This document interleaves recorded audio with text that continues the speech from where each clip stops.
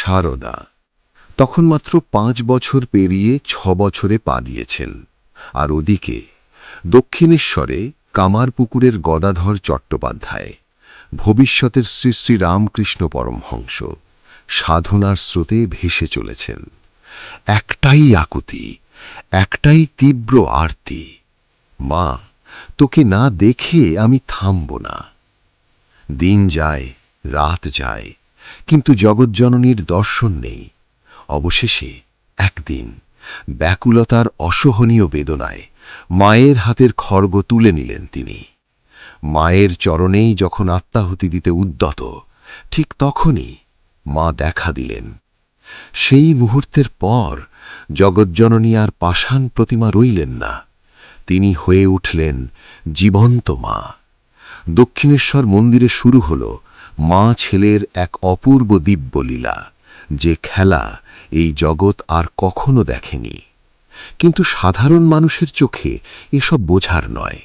তাদের চোখে গদাধর হয়ে উঠলেন পাগল। মস্তিষ্ক বিকৃতির খবর পৌঁছে গেল কামারপুকুরেও। মা চন্দ্রমণি দেবী তাকে গ্রামে নিয়ে এলেন। ভাবলেন বিয়ে দিলে হয়তো সংসারমুখী হবেন। গোপনে পাত্রী খোঁজা শুরু হল, পাছে গদাধর জেনে আপত্তি করেন।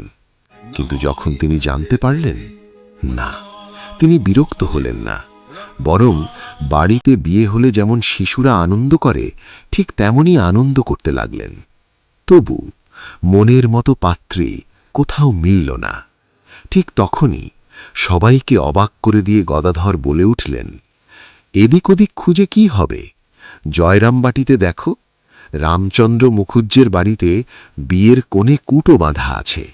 অর্থাৎ যেমন করে দেবতাকে নিবেদন করার জন্য একটি ফল আলাদা করে রাখা হয়, ঠিক তেমনি শ্রী শ্রী সারদা দেবী তার জন্যই নির্দিষ্ট।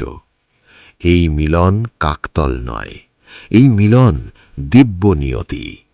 ভিডিওটি যদি ভালো লাগে তাহলে অবশ্যই লাইক, শেয়ার ও সাবস্ক্রাইব করে আমাদের পাশে থাকবেন। ধন্যবাদ।